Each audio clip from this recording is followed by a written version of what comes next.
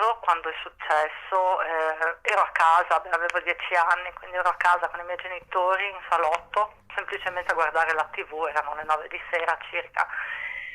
E ricordo solo che a un certo punto c'è stato un forte tremore che poi è finito subito.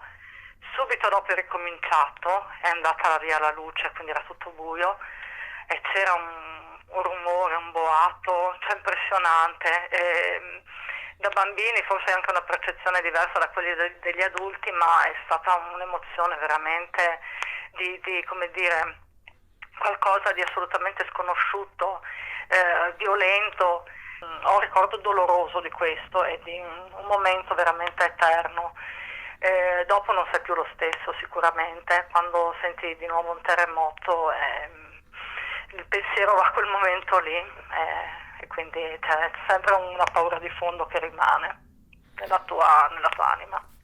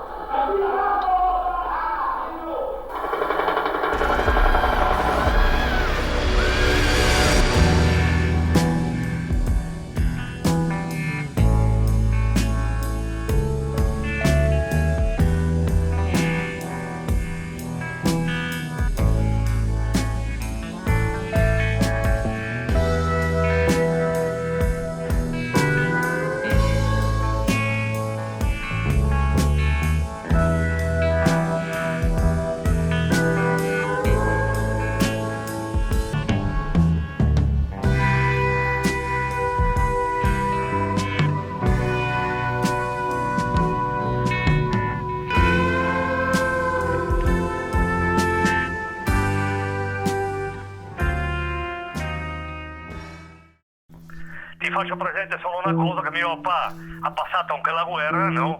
E la prima cosa, quando è sceso dalle scale e siamo riusciti a uscire fuori casa, il primo commento di mio papà: lo spavento di stasera è stato tanto più grande di quando ho vissuto il periodo della guerra.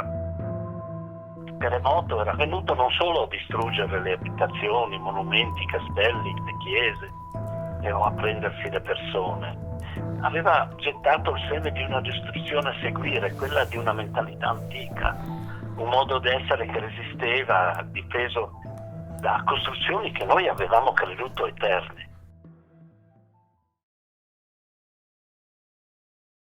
Il terremoto da noi è chiamato l'Orcolat, questo personaggio mitologico che resta nascosto tra le montagne per poi uscire e per venire ad ammonire gli uomini, a spiegare dove stiamo andando, perché di certi comportamenti. Questo dice la tradizione.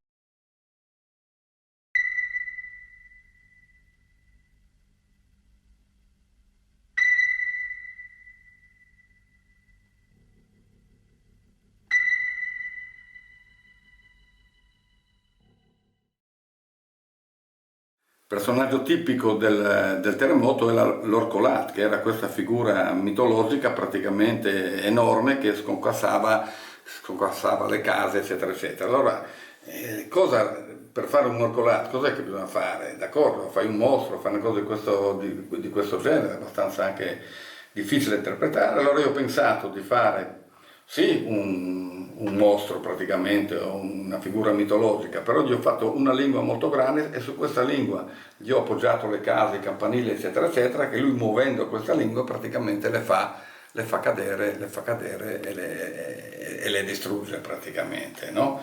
E questo praticamente è il terremoto del 6 maggio 1976, un'esperienza che io ho vissuto in prima persona. È successo alle 9 di sera, è un'altra di quelle cose che mi ha segnato profondamente la vita, perché ha cambiato totalmente il sistema di vivere della nostra società qui in Friuli praticamente.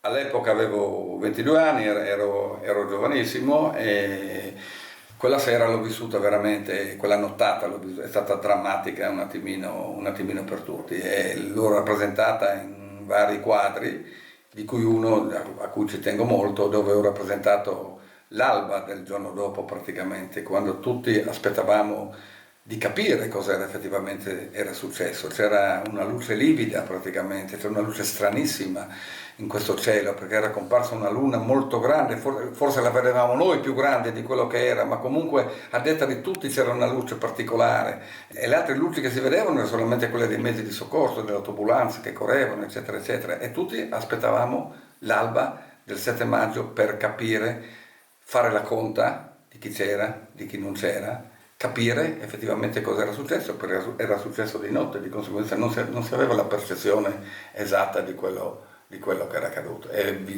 Questa è stata un'esperienza che sicuramente mi ha segnato parecchio, ecco.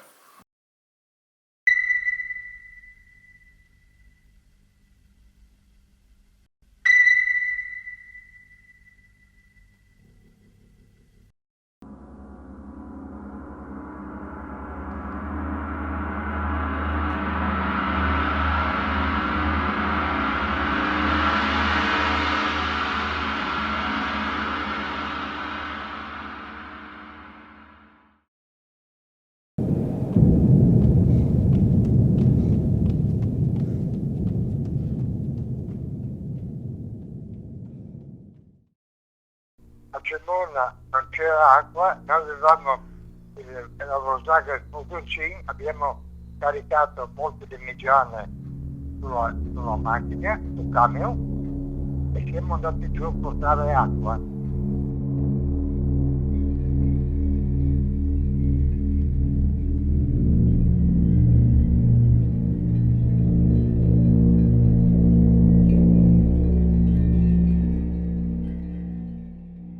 Il danno che era laggiù, vedere la gente, che quante persone anziane erano sedute sul ciglio della strada, piangeva, era avvilita.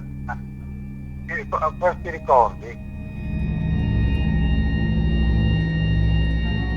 Il terremoto era qualcosa di cui si era sentito parlare, ma provare il terremoto è tutt'altra cosa, è veramente sentire la precarietà dell'esistenza. Le persone hanno cominciato a stare insieme da subito. Ha fatto nascere ed è nata una sorta di senso d'insieme che è durato per tantissimi anni e che ce lo siamo cuciti addosso come una seconda anima, qualcosa di fondamentale.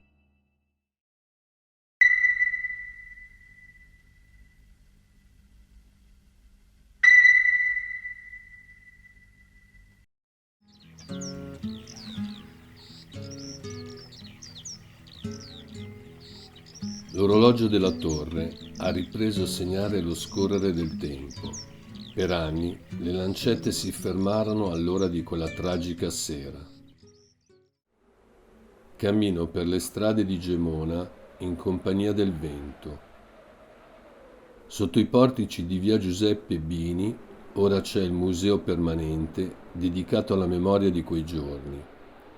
Più avanti la Cineteca di Gemona e in fondo alla strada il Duomo di Santa Maria Assunta, ricostruito come anche l'intera città. Lascio Gemona ai piedi della sua montagna, il Monte San Simeone. I suoi abitanti hanno voluto rimanergli accanto, con una grande forza morale, si sono rialzati e hanno ripreso il loro cammino.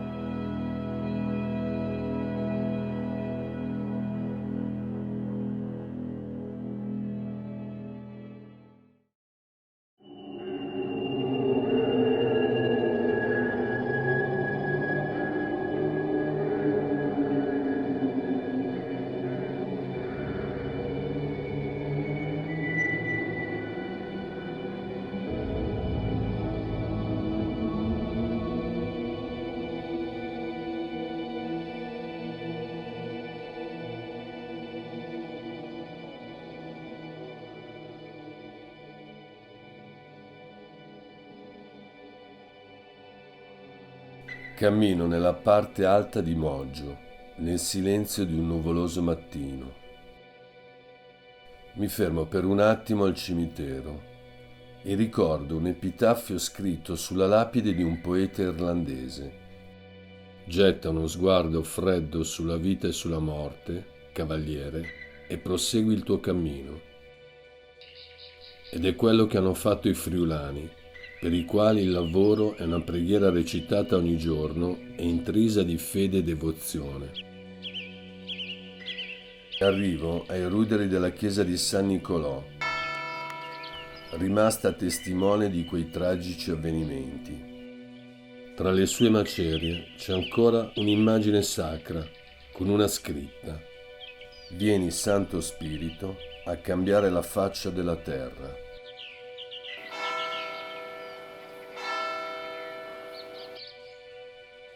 Omaggio ha significato una spaccatura, un confine tra un prima e un dopo. Un prima dove c'era un Friuli arcaico, un Friuli dove vedevi sui ballatoi le pannocchie, questi pergolati con l'uva. Era un paese dove la gente usciva di casa per stare insieme. Il terremoto ci ha in qualche modo spaventati, ci ha in qualche modo fatto capire qual era la condizione umana delle persone, la fragilità dello stare al mondo. Un ultimo sguardo al paese, nella sua nuova veste, mentre il sole si affaccia tra le nuvole nel cielo azzurro del Friuli. Goodbye, blue sky, goodbye.